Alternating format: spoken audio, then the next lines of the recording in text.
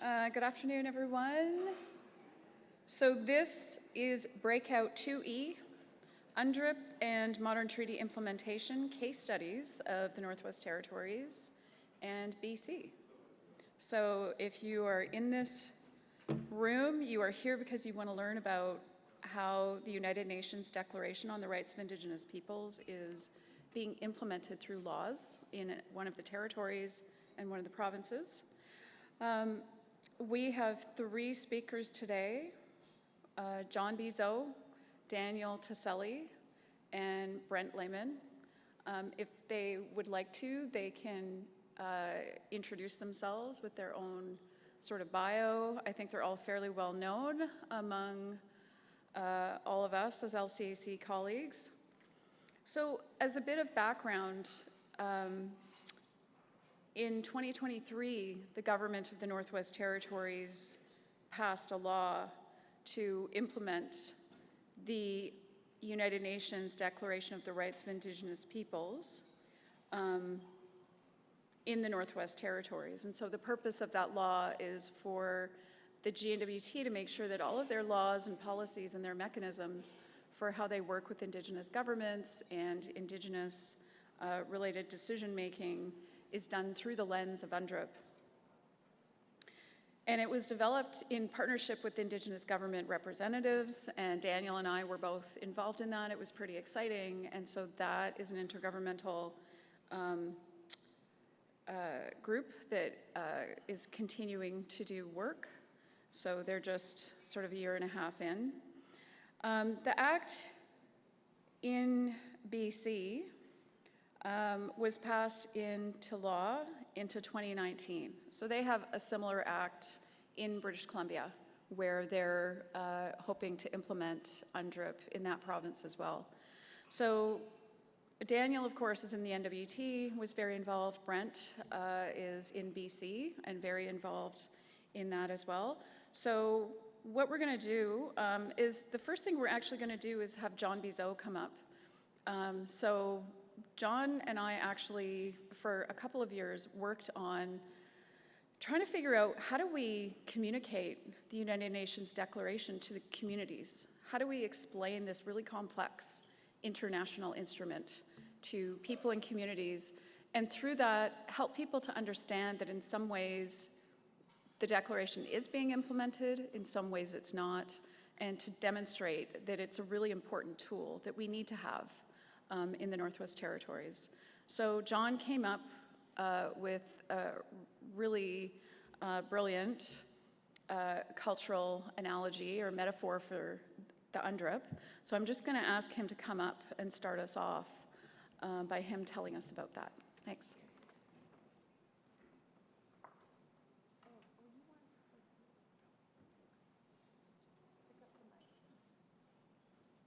Hello.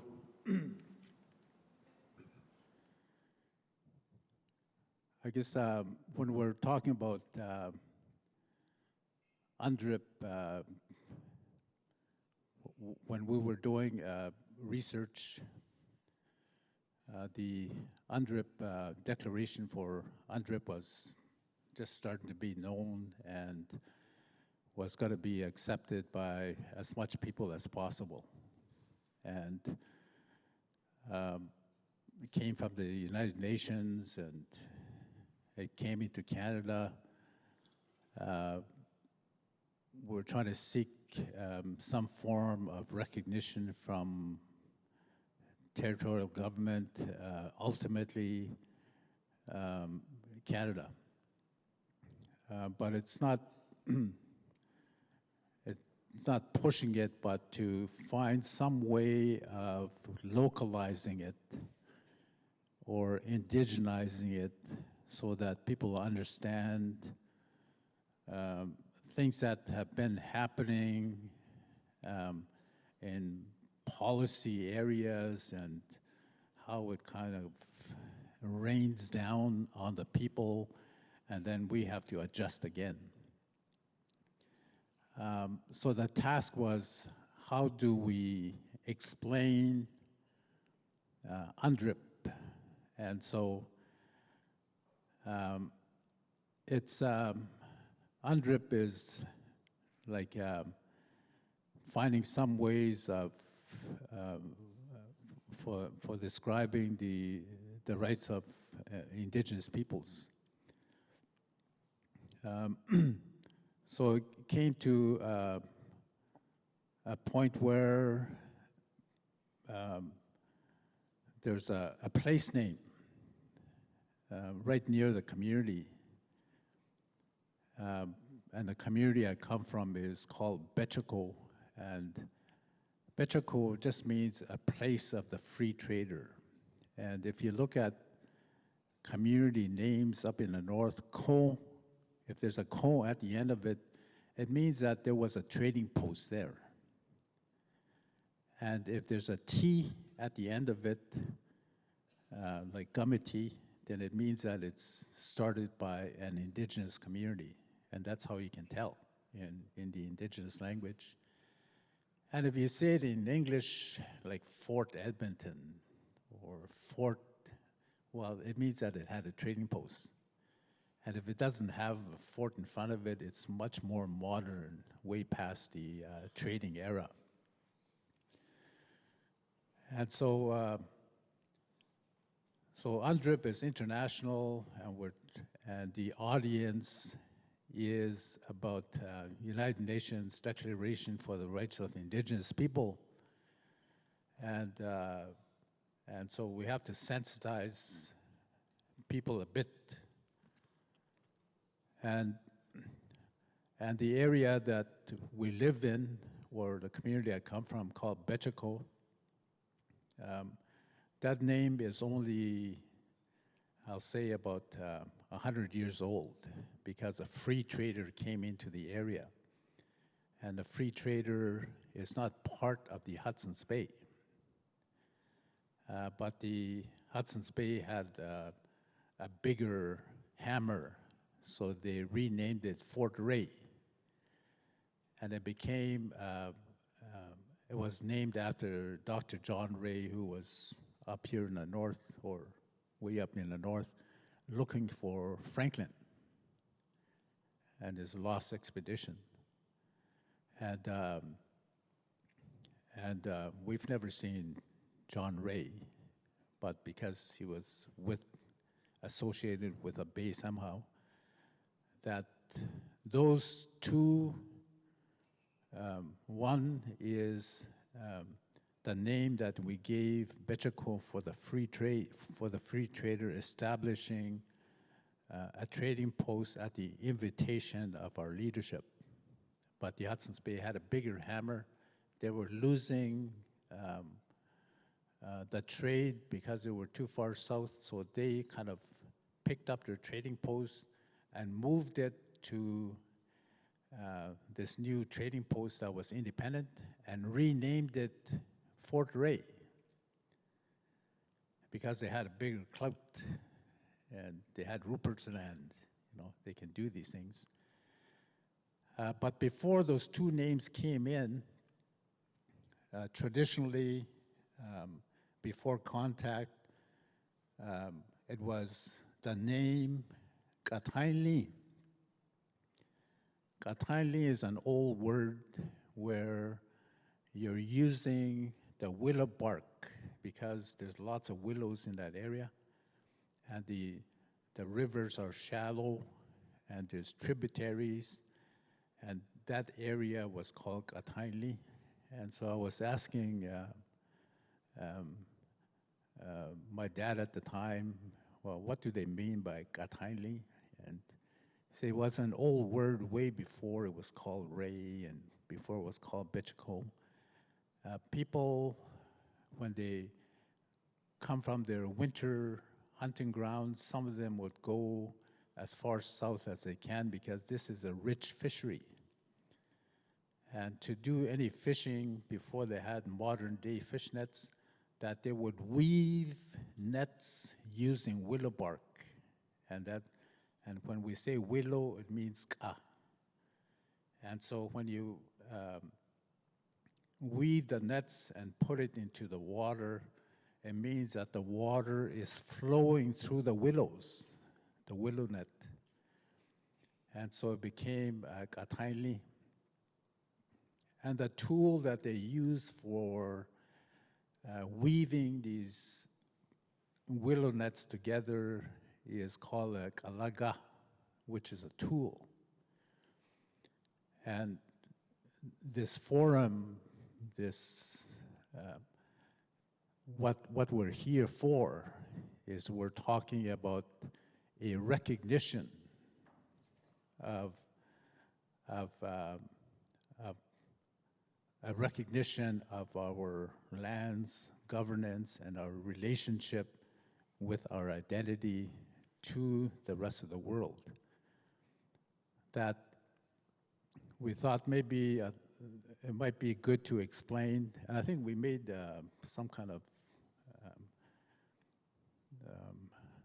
I'm not sure what you call it, but it's something that we used to show to show people on multimedia. And so with colonization, there has been a shift of replacements, there has been a shift of non-recognition, and even covering up that original place name of Kataili. And so what if we bring that to the surface and show the willow bark net for the first time after all these years? We'll find out that, oh, that net has a lot of holes in it. It's not holes that we have created, but it's holes that were created from non-recognition, colonization. And so there's tears in the net, so our ability to harvest to its fullest potential would be minimized. And so how do we make that repair? And because UNDRIP is a recognition, it's a United Nations Declaration for the Rights of Indigenous Peoples, and the territorial government is going to look at it, Canada is going to look at it, and they'll adopt it into legislation to give it recognition. And so we see that before UNDRIP, that there's a tear in our original fabric. And so that's the way we kind of described it in this video, that UNDRIP, legislation of UNDRIP is that it's a tool to weave the net back to its fullness so that the harvesting and our way of life would be back to its potential as it was before. And the tool that we would use to fix that tear would be the kalaga, which is the weaving tool. And in modern day times, it will be called legislation or some policy development to protect it. And so we started using that to explain what UNDRIP is about. That there's a tear that somebody recognized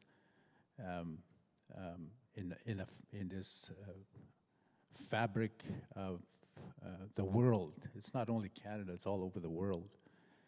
And for us in our area is a way of describing that our fullness, there's a tear in it, and here's a tool of how they used to fix it.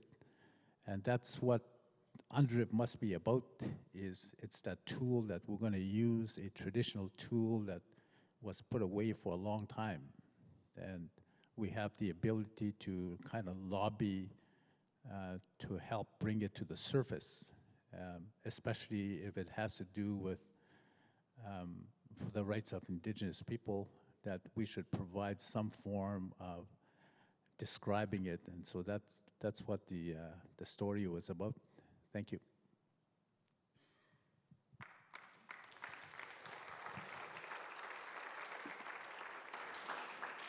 Must see, John. So in that particular project that we did, we did a lot of discussion with communities, and through that, we're able to talk about, even if there are treaties, if they're not recognized, that's like a strand in the net that's weak.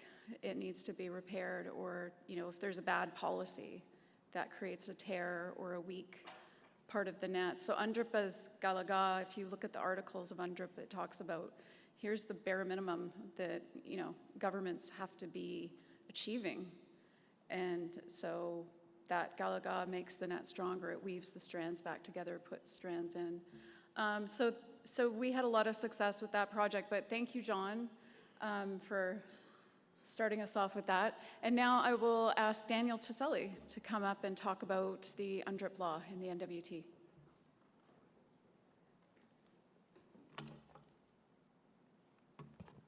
Hi, everyone. I'm Daniel Tiselli. I'm Kashogutine from Fort Good Hope. I am the chief negotiator for my nation on our self-government negotiations with Canada and the government of the Northwest Territories.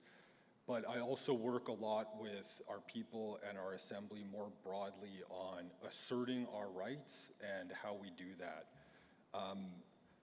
I am going to talk a little bit about the legislation that the government of the Northwest Territories passed, but I also want to expand the conversation to speak more broadly about how we have been using the declaration, how Kashogutine and Fort Good Hope have been using the declaration in all of the different fora that we have to dealing with Canada and the government of the Northwest Territories.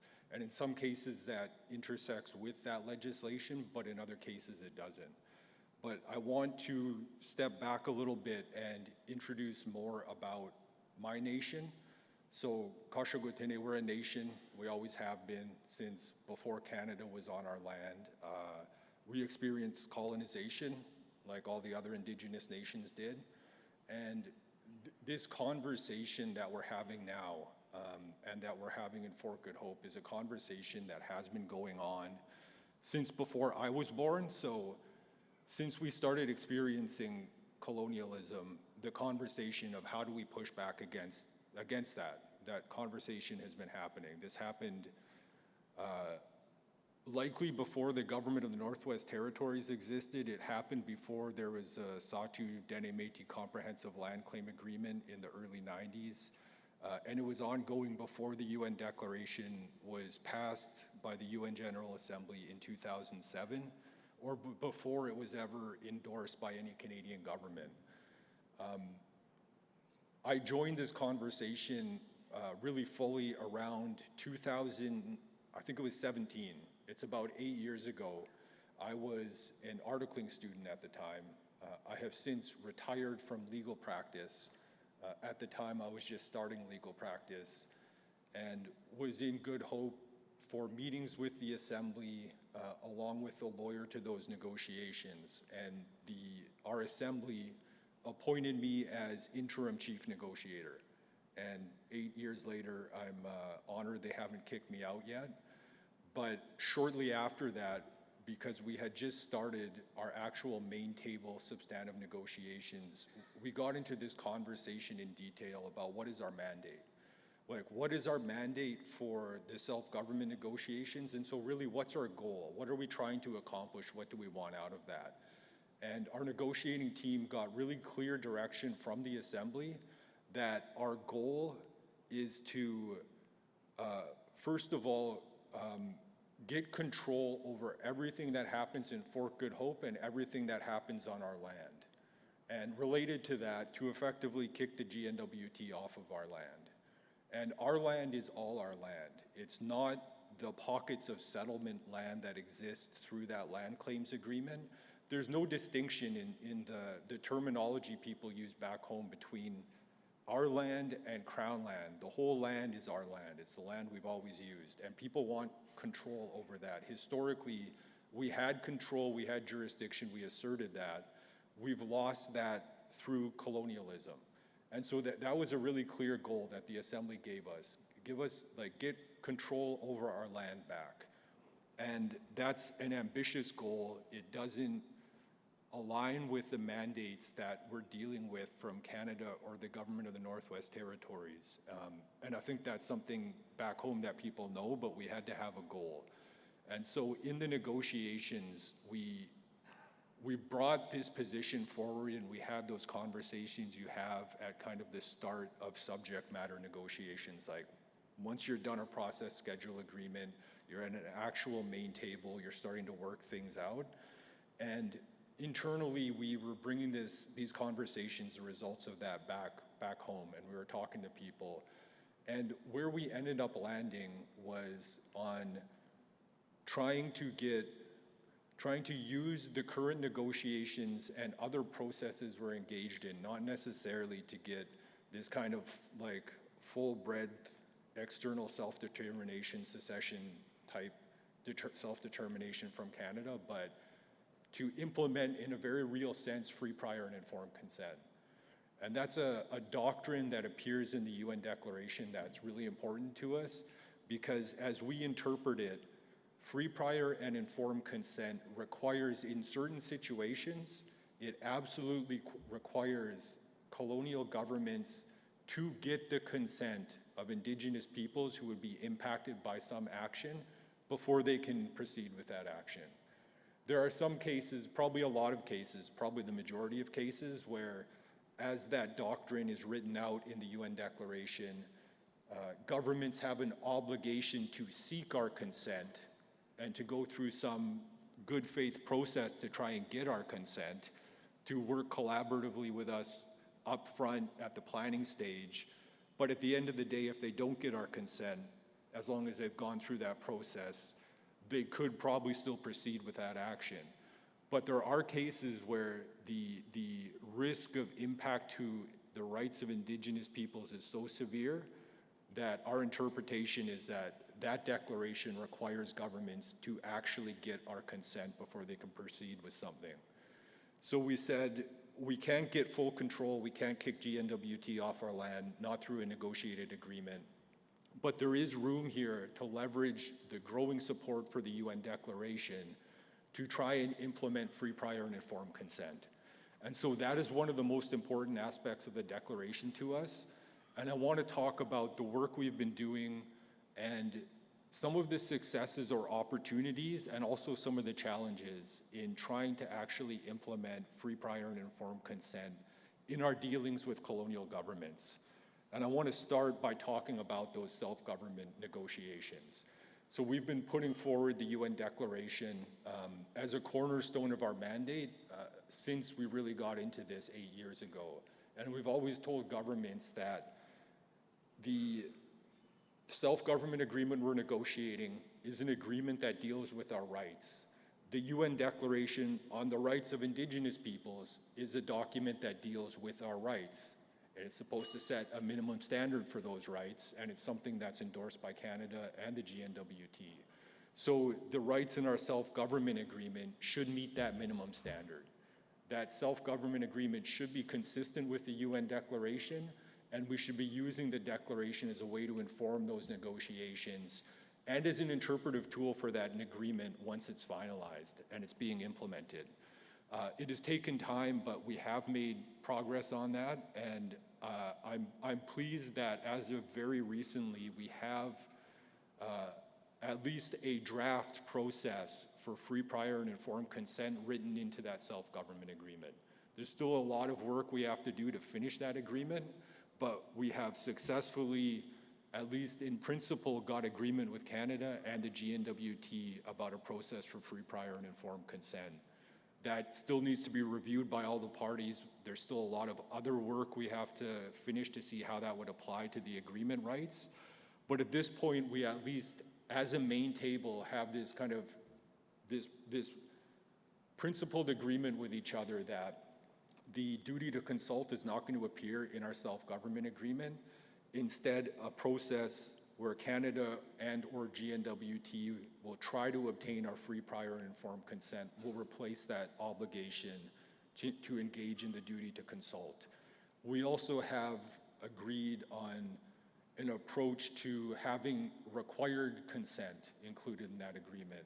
So on a case-by-case basis, our hope is that we're going to be able to identify specific places in the agreement where a specific government action would actually require our consent before GNWT or Canada can proceed. So we consider that to be a big win. It was a lot of work. I'm glad we got there. And I think that's one of the opportunities with the declaration. And these negotiations were happening before Canada had legislation, before GNWT had legislation. But I think this legislation, even though it does not directly impact these negotiations or government negotiating mandates, can be a powerful tool to leverage that type of work happening in these agreements. And I think that's a real opportunity for how we can use the declaration. But that brings us to a challenge also, which is that in this specific case, this process of free, prior, and informed consent and mandatory requirements for consent in some limited cases in that self-government agreement will only apply to the rights in that agreement. So this is a conversation that, again, we had right at the start of this agreement, trying to get control of our own land. And both Canada and GNWT made it clear that the self-government agreement will not address anything that is settled in the land claim agreement. So the self-government agreement, for the most part, does not address issues relating to land. And these processes of free, prior, and informed consent will only apply to the rights in the self-government agreement. So that it's something we wanted to pursue, but it doesn't get us closer to that goal. And it actually creates a situation where now we would have multiple processes for how governments engage with us depending on the source of the rights that might be impacted. If those rights that are potentially impacted are from this self-government agreement, then that free, prior, informed consent process would be used. Rights from outside that agreement would follow consultation processes in the existing land claim agreement or just at common law.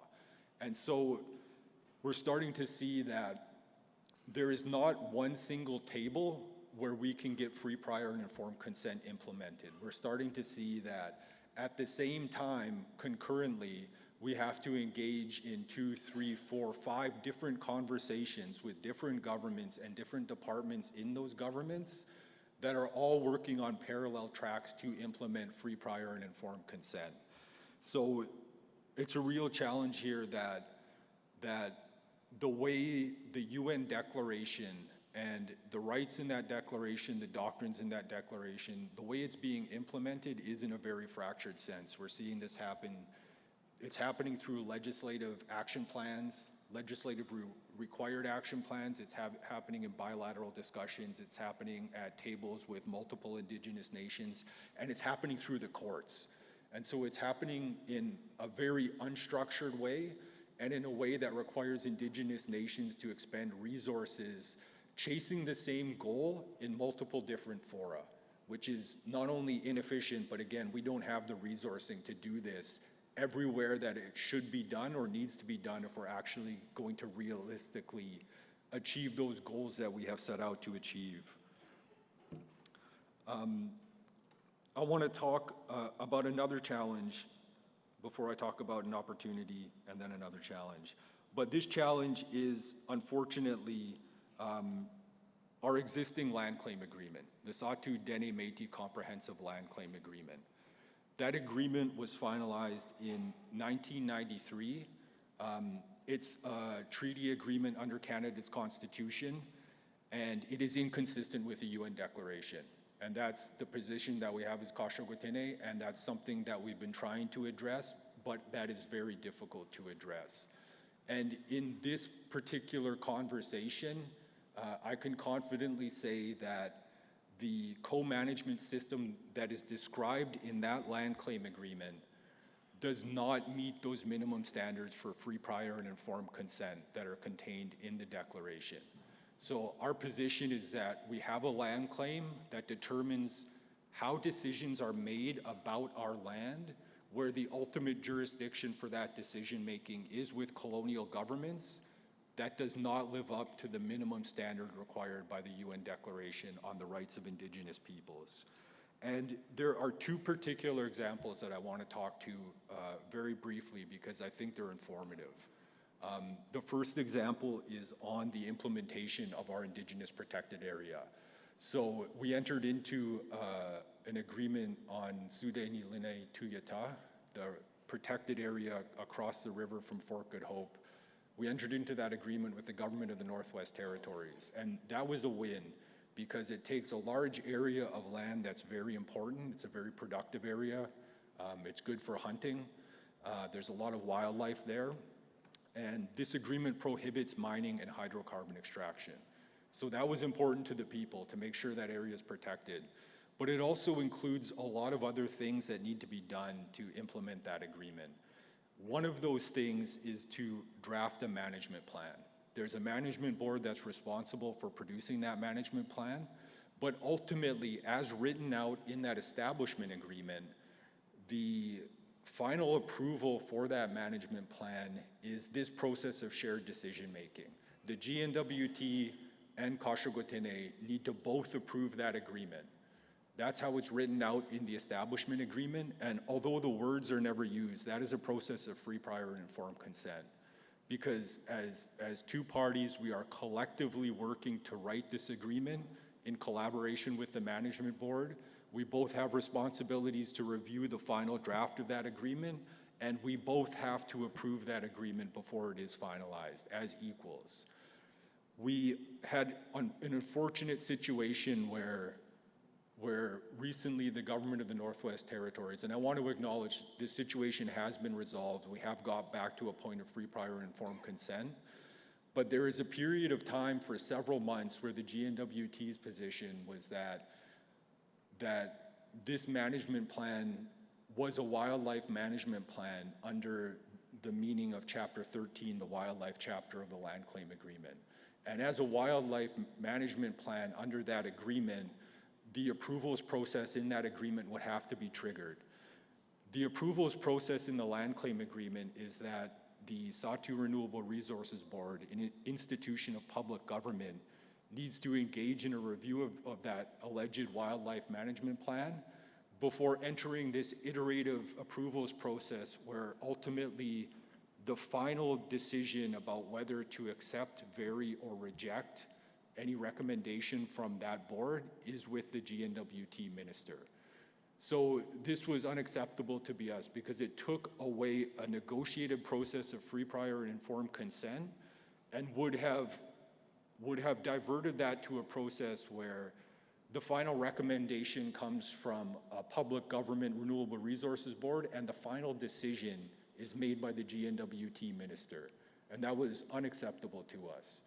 We were able to resolve that, but this really stuck out in my mind and in the work we're doing because we contrasted this to the situation that an Indigenous nation who had no land claim agreement would be in, and if they had negotiated the exact same protected areas establishment agreement we had, there would never have been a question, there would never have been the wasted time, money, or resources on our part to fight this position GNWT had that we needed to use a land claim approvals process that really left the final decision-making authority in the hands of their minister.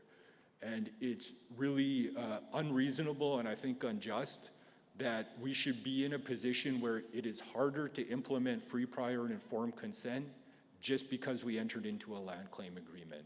I don't think that was ever the intention of those land claim agreements. But we realized that land claim, it is a tool. These legal documents are tools, and it's unfortunately a tool that can be used by government. It can be used by us to assert our rights, but it can be used by government to assert their jurisdiction. And so we've realized that this is something we're going to need to be very careful about when we are proceeding with anything to do with implementing that protected areas agreement. The second example is much shorter and simpler to describe, and I think it's something a lot of you will be familiar with. We're dealing with Imperial Oil right now in their Norman Wells proven area. Fort Good Hope is directly downstream, and we see all the impacts of that oil extraction, and people are very concerned. We recently had a Sahtu Land and Water Board hearing on the term of temporary water license that that board is granting. And there are a number of other regulatory processes happening in parallel, including an environmental assessment, 2 environmental assessments actually, which is something I want to touch on later.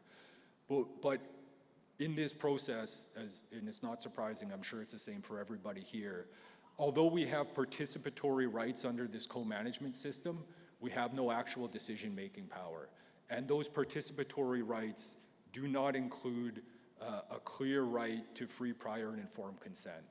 And so this is a huge drawback, again, of that land claim agreement in a situation where the potential impacts to our rights is so high, there should be a requirement for them to obtain our consent before they approve the operations of Imperial Oil directly upstream from us.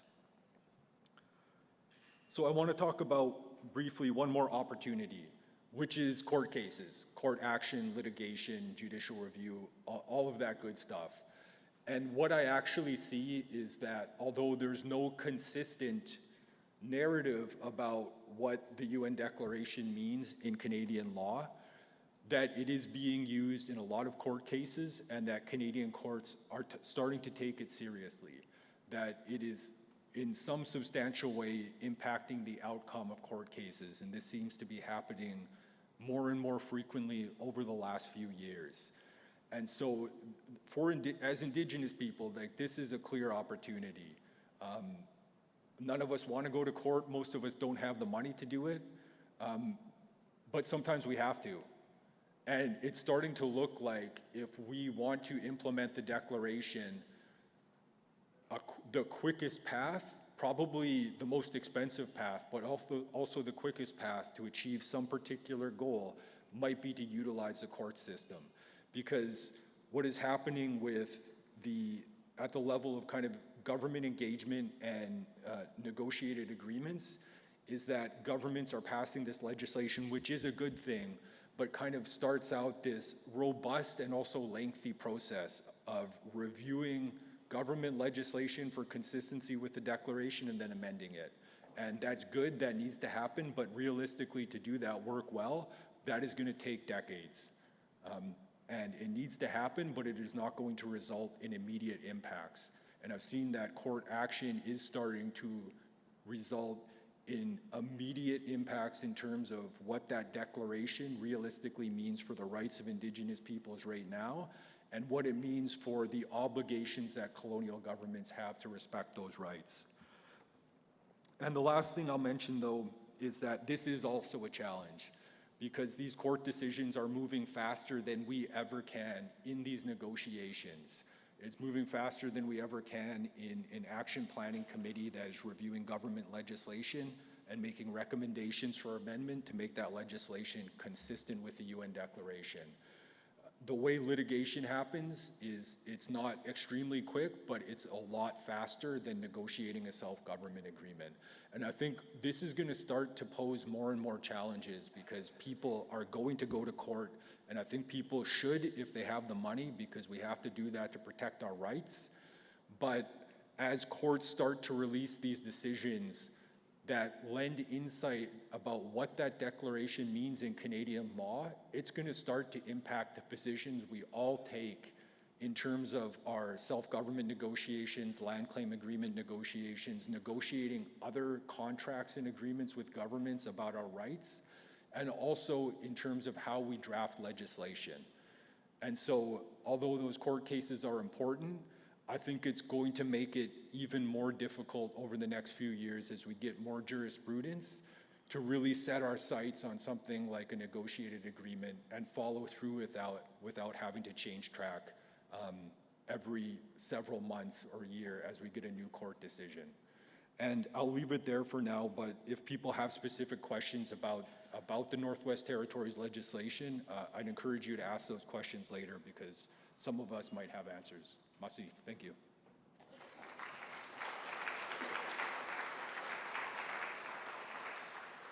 Thank you, Daniel. And now we'll have Brent Lehman talking about UNDRIP and modern treaties in the BC context. Thank you. Good afternoon.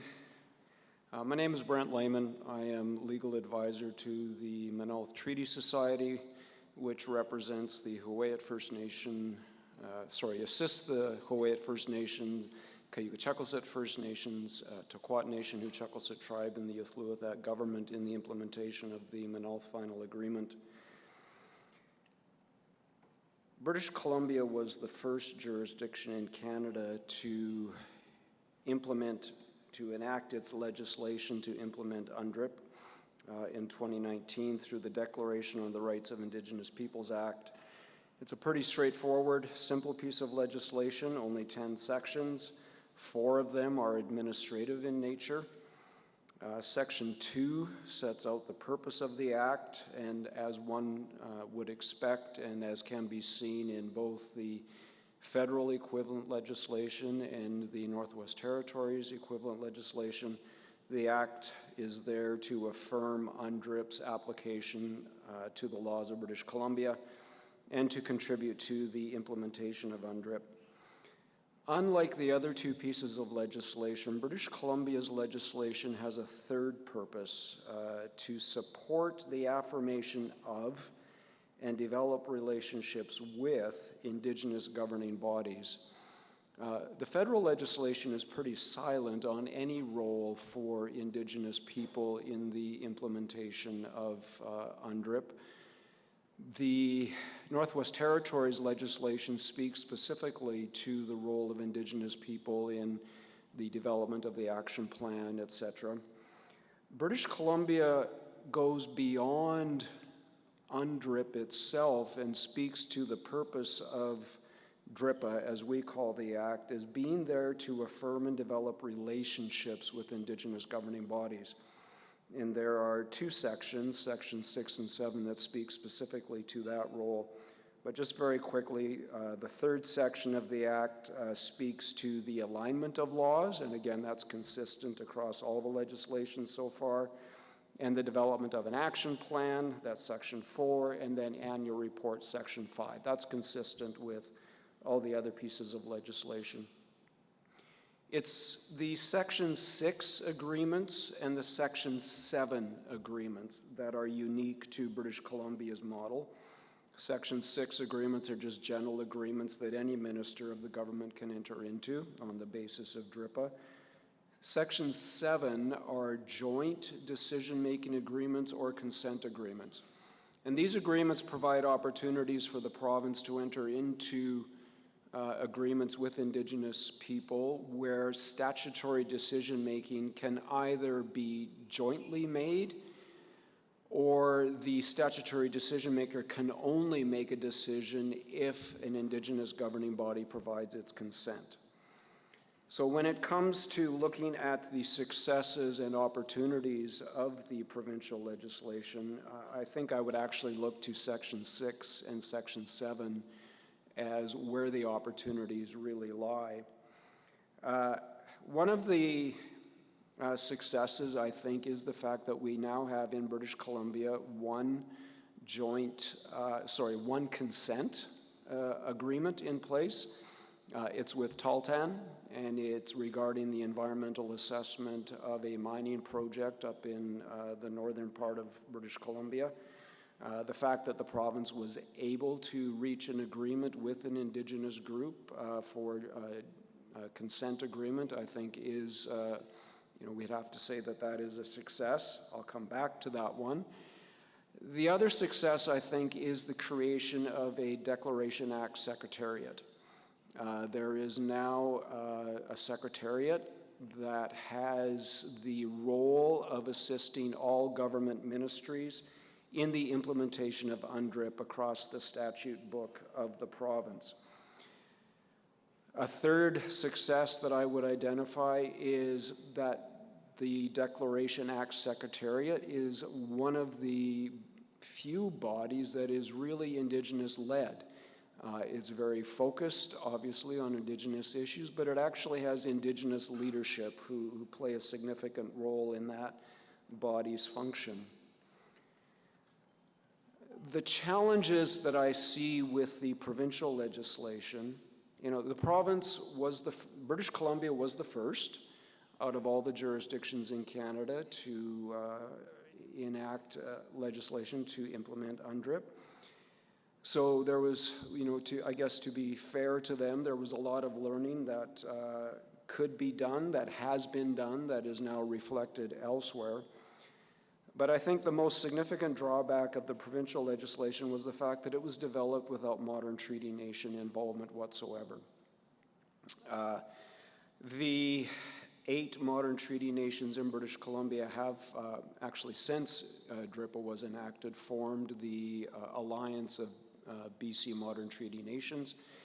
And there is a body to which the province can turn. That didn't exist, again, trying to be fair to the province. But neither did they reach out to any of the modern treaty nations individually to get their input. The legislation was developed through the First Nations Leadership Council in British Columbia, which, although, again, modern treaty nations participate through their various organizations, the Assembly of First Nations, the Summit, and the Union of BC Indian Chiefs, they're the ones that create the First Nations Leadership Council. Modern treaty nations have a distinct perspective on, what role UNDRIP would have in the provincial context, but none of them were involved in the development of the law. Unlike the Northwest Territories legislation, which speaks specifically to Section 35 rights and how they work in tandem with the rights under UNDRIP, DRIPA, the the BC legislation, is silent entirely on Section 35 rights. It doesn't make any reference whatsoever to the Constitution Act and the rights that are protected under the Constitution, including rights under modern treaties. So that's one problem. There was no modern treaty nation input into the development of the Act, and I'm going to circle back to that one as well. The other challenge that we've seen is what I call the bright and shiny syndrome. We have gone through this period now with British Columbia where if you don't cloak something in the cloak of UNDRIP, it's really hard to get government attention sometimes. But if you can cloak it somehow in UNDRIP, then you get attention. We have seen an exponential increase in the number of engagements that British Columbia sends out. And I know from chatting with my colleagues within the Ministry of the Attorney General, every submission to Cabinet for every policy development, every legislative development has to speak to the impact that UNDRIP has on that initiative. So of course, the Attorney General's ministry won't make that assessment on their own. They have to reach out to Indigenous people. And we have seen since 2019 just an explosion of referrals on legislative and policy developments where it has become almost its own mini industry on its own. We are tracking often 4 to 6 engagements per week from the province of British Columbia. And we've had to build for Manalth, and I know the Alliance has done the same work. They've had to build systems to monitor these engagements to, first of all, assess, what response we want to give, and we have a 4-tier response metrics that we've built, and how we manage that. It's created a real capacity issue for Indigenous governing bodies, modern treaty nations included. So the work has become a lot more efficient at a collective level, but it is a huge amount of work to respond to these initiatives. Back in 2014, I was involved in a project for Manalth where under the Manalth Treaty, there are obligations on the province to engage with Manalth 30 days, at least 30 days before legislation gets introduced into the legislature. And we had been trying to work out an arrangement with the province around how we could get earlier engagement, because by the time a piece of legislation is developed, 30 days before it's introduced to the legislature, it's essentially locked down. We had no ability whatsoever really to have any influence on what that legislation said. So previously in 2014, we were trying to work out a protocol where we could identify legislation that we suspected would have a major impact on Manaus lawmaking, and try to get early engagement, we were calling it. The province refused. Then all of a sudden in 2019, now are we not only getting notices on every piece of legislation that goes to the legislature, but also every policy development as well. So I sometimes say, be careful what you wish for, or be careful what you ask for, you might get it. And we do have it. We do have an opportunity to put our minds to every legislative initiative to see how it might affect Manaus' interests. I think maybe one of the third challenge that we see in British Columbia may not be experienced across in other jurisdictions, but we have been experiencing what I would call the weaponization of UNDRIP. We have, unlike the North, say the Yukon or the Northwest Territories, where modern treaty nations are, they're the majority. The geographic area that their lands cover is the majority of the lands of those jurisdictions. In British Columbia, modern treaty nations are still very much in the minority, both in numbers and in geographic area covered by treaty lands. Many of the other nations in the province have what we call legally asserted rights, whereas rights that are in treaty are what we call proven rights. And we do have case law in British Columbia that addresses the issue of what happens when asserted rights run into conflict with proven rights. When do asserted rights, which is essentially what UNDRIP supports and clarifies, what happens when they come into conflict with rights that are in a treaty. And we have seen instances where non-treaty nations are using UNDRIP in support of their rights to the detriment of treaty rights. And one of the very early issues that we ran into was the Tahltan Agreement, because the Tahltan Consent Agreement, because it ran squarely into conflict with Nisga'a rights under the Nisga'a Treaty.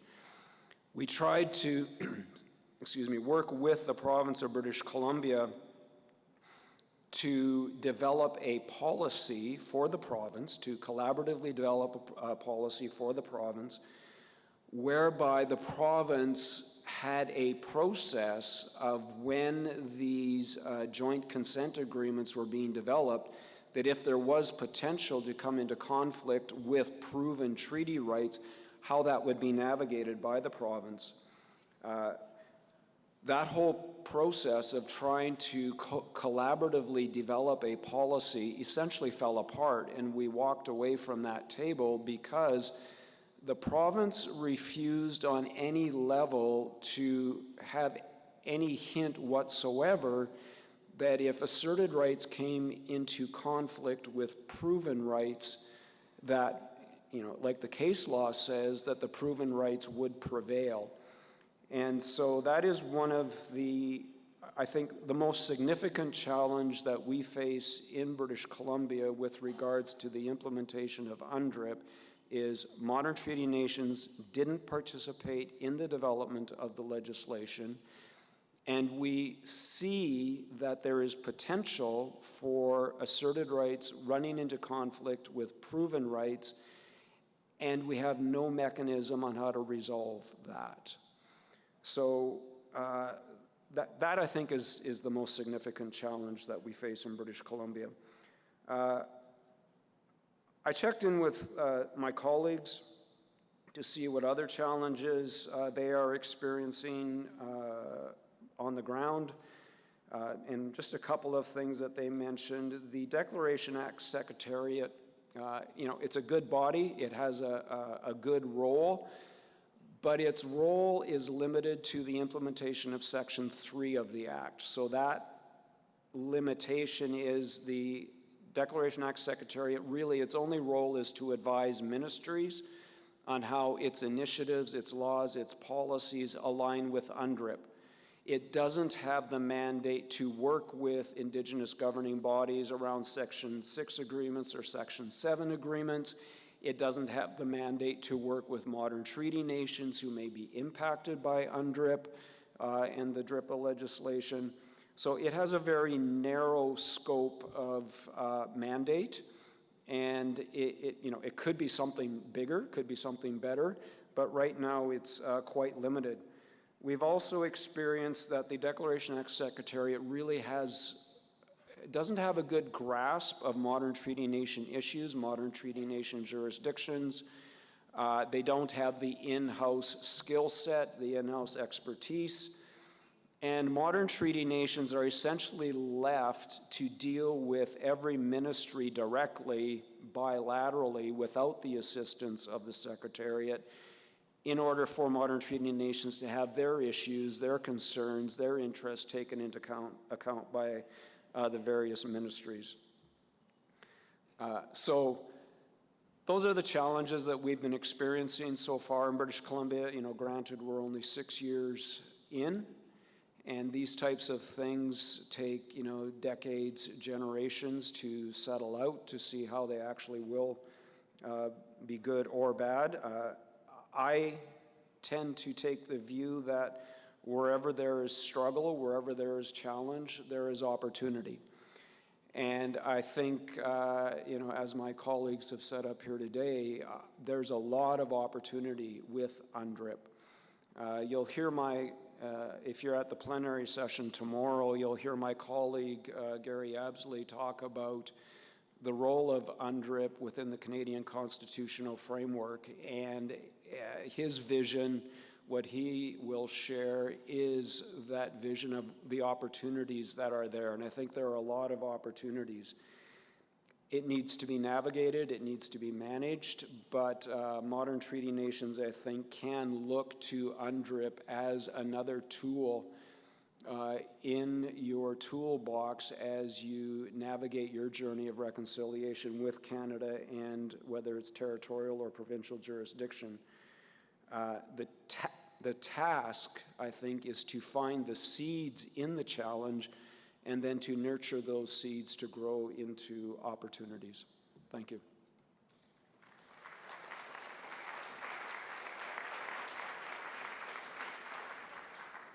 All right, thank you, Brent. And if anyone is interested, John Bizot, during his talk, mentioned a video that he did explaining UNDRIP Escalaga. So I put it into the chat on your conference app.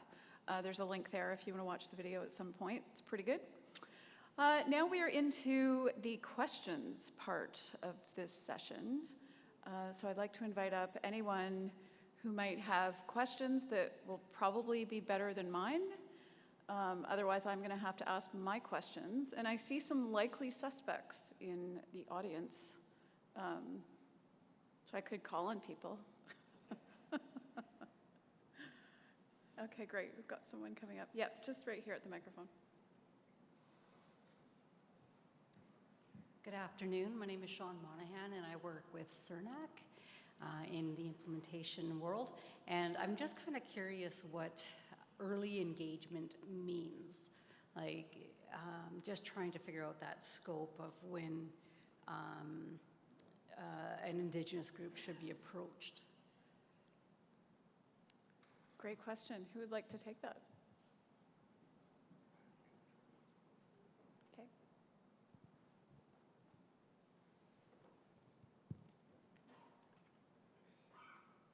Well, my first thought is, in what context? So I'll take the context that I spoke to, which is legislative and policy development. What we were looking for in 2014, because as you know, legislative policy development goes through multiple stages within government. You've got the, I keep on wanting to say RFP, it's the RFL. You've got, at least in British Columbia, how I understand their system, the notion of a project goes up to cabinet, gets approval, comes back down, and then they begin the policy work. And then once that policy work is done, it may get run up to cabinet again, and then comes down again, with an RFL where they ask, where they get into specific legislative drafting instructions. We were trying to get in at the beginning of the policy development stage. That's where we wanted to be engaged. And the reason for that is because it's the policy that then directs the legislative content. And if we don't have a say at the policy development stage, and I shouldn't say, if we don't have a say, if we don't have input, the further you go from beginning to end of that entire process, the less influence you have. And what we have experienced, what I have experienced, is we have a lot more influence and are able to effect meaningful change if we're in at the policy stage. So when I use the phrase early engagement, that is what is in my mind.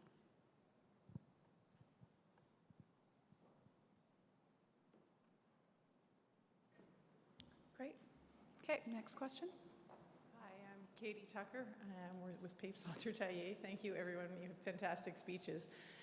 Daniel, you talked about how in your self-government agreement you're working towards having free, prior, and informed consent and to break away from the duty to consult, and this is an issue I'm really struggling with from a legal perspective, and I'm seeing the courts, like even last week, if you saw the Kebawick decision about the storage of hazardous waste, and the impulse is to somehow jam it into the duty to consult, the free and prior informed consent. Maybe you're moving it up on the scale, or maybe it says. And so I'm sure we all share our frustrations with the duty to consult. Like you have to prove novel adverse impacts. You have this huge burden on the Indigenous peoples to prove these impacts.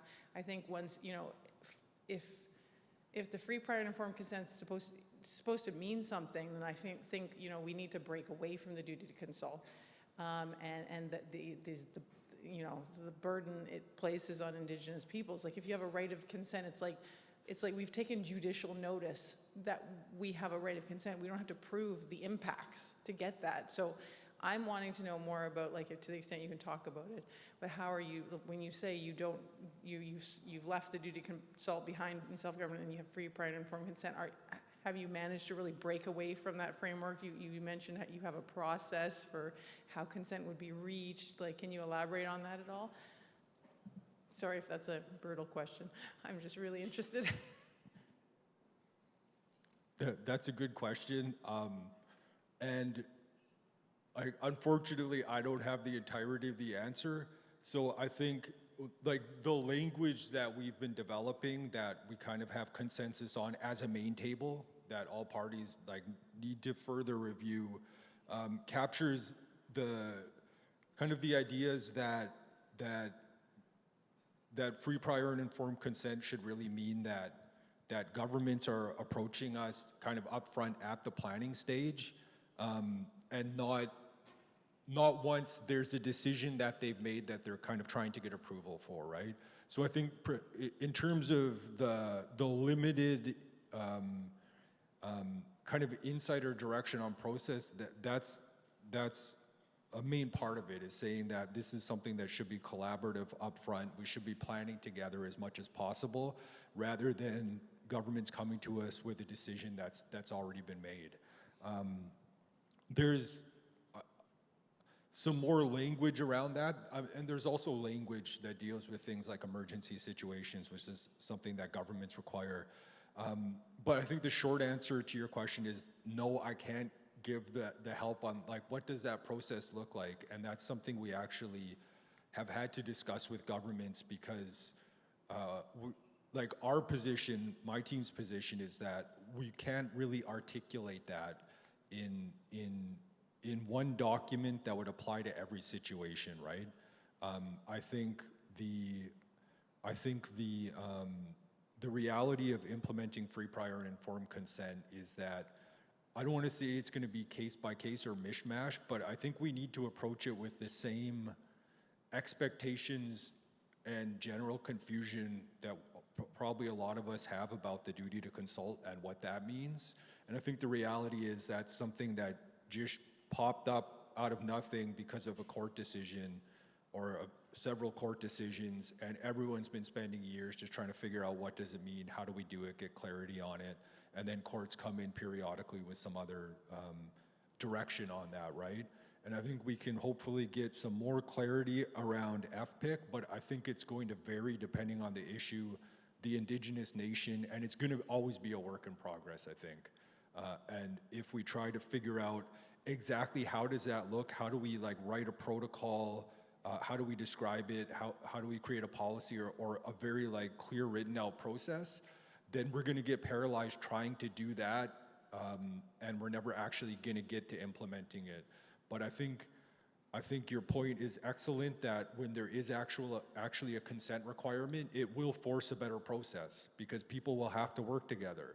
I mean, and that just makes sense. That's like Canadian Confederation. If provinces want to work together on something, they just have to work together because one province can't unilaterally dictate what another province does. That's something we intuitively understand as people and organizations and about governments. And we just need to apply that to Indigenous peoples in appropriate situations where consent should be a requirement. And the last thing I'll say is that the procedure process of how do we articulate everything about FPIC is complicated enough that in Fort Good Hope we managed to secure some free research from law students, and we've got 3 of them working for about 6 weeks on exactly that, like looking into FPIC and domestic and international examples of it, and that's part of that research, is trying to get them to lend some clarity. So I think for those of us in this room who are working as like an individual lawyer or on a team of like 2 or 3 people, we're going to need assistance figuring that stuff out, and I think it's just going to take time, and there's going to be we're going to miss the mark a few times, and we're going to learn from mistakes, and hopefully it will improve over the years. But I think we just need to make an attempt to make it happen, and then start that process of doing it right or wrong and starting to get it better. All right, thank you, Daniel. And Bertha Rebesca-Zoe wanted to speak. Bertha? Hi, I just wanted to add to what was been said. I've been involved in intergovernmental relations for a number of years for the provincial government, and one of the things that I've been working at for a number of years was creating relationships with our treaty partners. And in the Northwest Territories, there's a lot of, the political landscape is very different from the rest of Canada. We do have land claim bodies that have settled for years, and some of these land claim bodies, the communities are negotiating self-government, or the region is. There's some unsettled areas, and then there's the provincial government that has a combined land claim and self-government. So it's from a political landscape point of view, it's, you know, that's the situation that we're in the Northwest Territories, which again is unlike the rest of Canada. One of the things that we've done over the years was when devolution happened about 10 years ago, one of the things that we created was an intergovernmental council of leaders where they get together to talk about what are the things that we could be working together on in terms of the public lands. They don't have a say in our lands, but in public lands. And so in that work, what we did was created 2 agreements. One was with the territorial government on how we're going to co-draft their legislation when it comes to lands and resources. So that was the first agreement. So when you get a legislation happening within the territorial or other government context, the legislature part is a different entity, right? And so we have an agreement with that as well, which was signed about a year ago. And so in the Northwest Territories, we co-drafted territorial legislation relating to lands and resources, such as Forestry Act, Minerals Act, Waters Act, Protected Areas Act, just to name a few, that we co-drafted public legislations like that together. And so once it gets into the legislature and the approval process, then that's a whole different area that we also have an agreement on and our involvement with that. So I just wanted to point that out. UNDRIP was another one. Because of the the political landscape in the Northwest Territories, not all regions have settled claims, but we do have a table we created for that called the NWT Council of Leaders. So this table deals a lot with social envelope issues, things as mental health and education and climate change, and UNDRIP was one of them. And so it's through this Territorial Council of Leaders that they created a working group. And so many of us were like working with Stephanie and Daniel and a whole bunch of other ones from the different regions.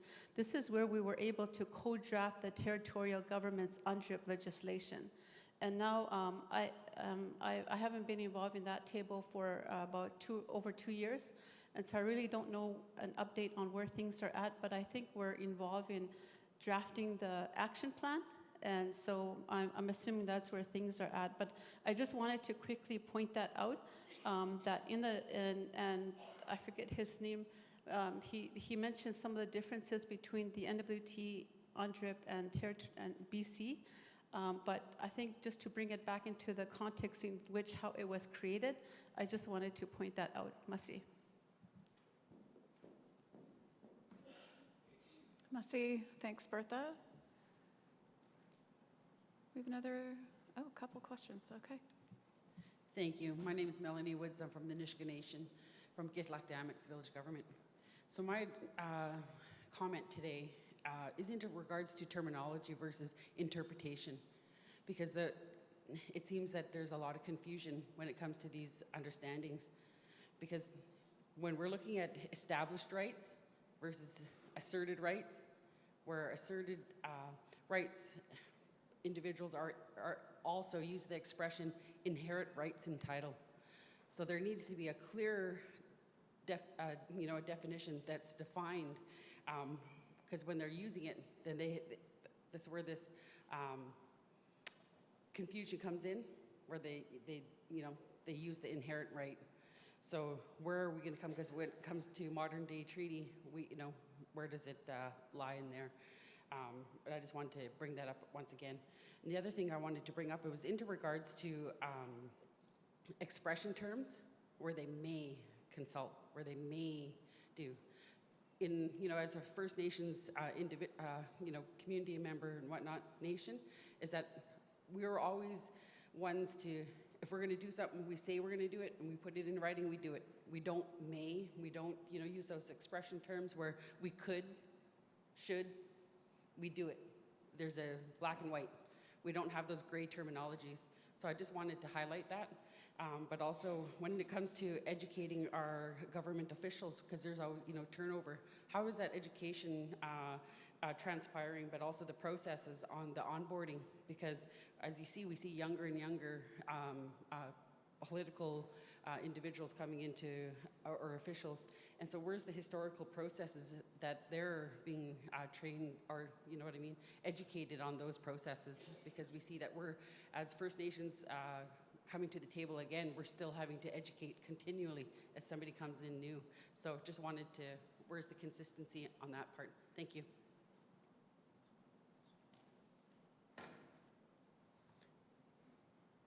Thanks for that. I think you've raised an issue that I know within the legal profession I've had, well, with my colleagues, both from the federal government and the provincial government.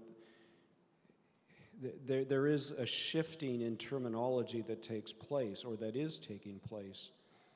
And, we have, at least in the legal profession, we have understood proven rights to be those rights that are set out either in a treaty or in a court case, versus asserted rights, which is all the other rights that an Indigenous group has. And the only distinction between them is whether or not it's spelled out in a treaty or a court case versus whether it's rights that exist. the notion of inherent rights is, as you know, the terminology used to be Aboriginal rights. And that's what's set out in Section 35 of the Constitution Act 1982. But that word, Aboriginal, is being set aside, as I understand it, in large part because the root word for Aboriginal is aberrant. And aberrant has bad connotations, negative connotations. And so its terminology changes and shifts over time. And one of the shifts that we are experiencing now is the notion of inherent rights. And inherent rights, we see that in the recent, well, not so recent anymore, but the federal legislation on child and family services. We're seeing it a lot more in court decisions, and we hear that word a lot more these days than previously. And I've had lawyers for the province describe to me their vision of the difference between asserted rights, proven rights, and then this third potential category of inherent rights. And at the end of the day, the way I try to grapple with it intellectually is they are words that are just trying to describe the objectives of reconciliation. Like, we all have individual human rights. We understand that the development of UNDRIP came out of, the United Nations and out of the Committee on Human Rights. So there is a connection between the two. And I try not to get too hung up myself on the terminology and try to just look at the bigger picture, but I get that the use of different terms over time itself can create confusion. And I think it is really important, as you say, to have that understanding of what is meant when the various terms are used. That's critical for understanding how we move forward. The onboarding issue that you mentioned, we just experience it all the time with the federal bureaucracy, the provincial bureaucracy. We find ourselves constantly having to try to educate government because we get new people in, they don't know the history, they don't know the background, and so the onboarding is a real significant issue, and it's a major cost. It's a major cost center for Indigenous people as they go through that work. I don't know how to get around that. It's a reality. Great, thanks, Brent. David, did you have a question? Thanks, Stephanie, and thanks to all the distinguished panelists and the distinguished moderator for an excellent panel. Great way to end day one. My question is mainly for Daniel, but anybody should feel free to hop in. So, Daniel, congratulations on blazing the trail to get coverage, explicit coverage of FPIC in the draft self-government agreement. That's no small thing, and I was really interested to hear you say that that's been kept really quite in isolation from the actual land claim agreement context, and you've sort of been stonewalled on trying to extrapolate or broaden that.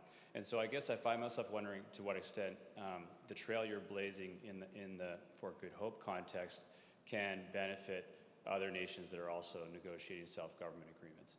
And so depending on what someone has for breakfast or what day of the week it is, sometimes you hear folks across the table say that yes, we're taking a most favored nation clause approach to these provisions, i.e. if this provision is better than those in other agreements and treaties, then others can benefit from it. But on the next day in the different bowl of cereal, you'll hear that no, we can't do that because if the old Lay's potato chip one, if we give one to you, we'll have to give one to everybody else. So I'm interested to the extent you could share in what you've heard in terms of both sides of that kind of argument and how you think other nations can benefit from the trail that you do seem to be blazing. And I think, the way you've described it is just one small window into the massive project that has to happen to make sure that all laws of Canada and NWT and BC that the governments are taking all measures necessary to ensure conformity, which is just a massive project. So any perspectives you could share would be much appreciated. Thanks. Yeah, thanks, David. I've seen that fortunately not with this issue, with other issues where I've seen draft language from other agreements, that is exactly the language we were trying to get for a period of months or a year or two that GNWT told us, no, we'll never do that, and now it's showing up other places. So I know exactly what you're talking about. I think we've been lucky to have the good negotiators who have had the right breakfast or something for the last few years, like from GNWT and Canada. And I think that helped a lot. I think how could that be helpful for other Indigenous nations? Probably not as a precedent that exists in an actual finalized, effective, ratified self-government agreement, because we're still years away from that. But hopefully, because I know we're not the only people talking about this or negotiating it, hopefully through those other negotiating teams, as their systems review this language, it will be something that will be in their system. And if other people have those good negotiators at their table, hopefully they'll be able to use this type of language like in the future as it's being developed at a multitude of tables, right? So I think that's probably realistically the way that we're all going to benefit from the negotiation work that's happening is through Canada and GNWT getting good language from one table that has been approved and being able to share that with another table. Because I think it's going to take a long time to wait for this stuff to really kind of be memorialized in an effective agreement. That's going to take a way longer time. All right, yeah, exciting news from your negotiating table. I think we have time for one more question. Hey guys, I think we've all heard the message from government, whether that be territorial or federal, that UNDRIP is enshrined in our agreements. Simple question, what would you say to them?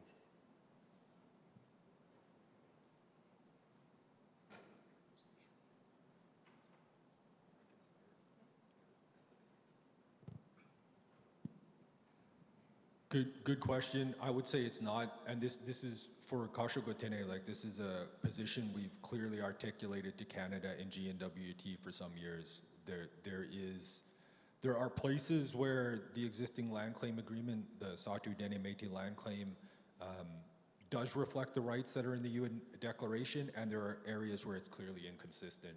So I think we're doing a disservice to ourselves and everybody if we just say that land claim is blanket consistent with the Declaration. I think answering that question is going to take a lot of work and a comprehensive review of that land claim to ensure that it's consistent with the Declaration. And our position is that there's some key areas where it is inconsistent that really need to be amended.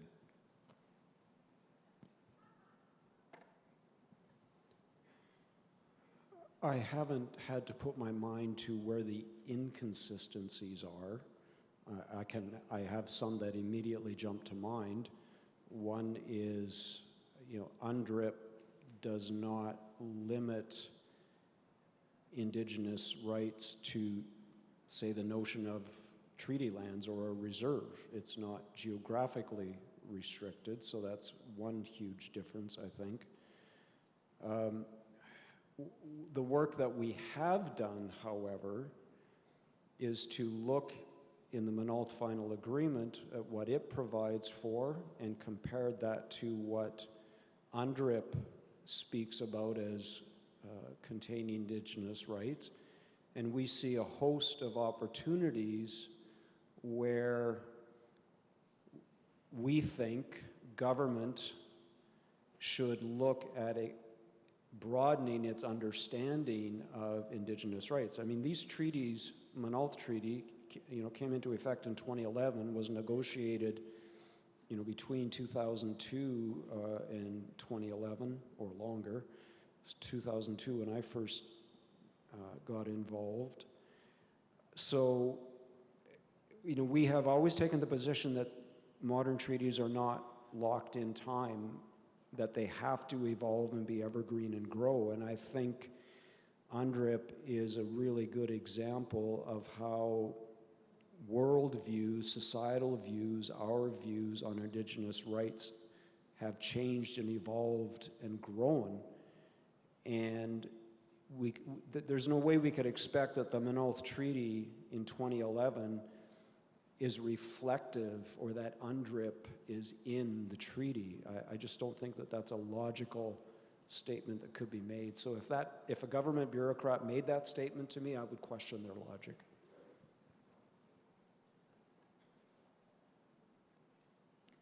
All right. I would like to thank the panel. I would like to thank all of those who came up and asked those really great questions. If you have any additional questions, I would invite you to try to nab one of the panelists after the session. I think we're now almost at the end of the day. I see our MC is back in the room. So I'll end the panel there, and please join me in thanking the panel for the session today. Thanks.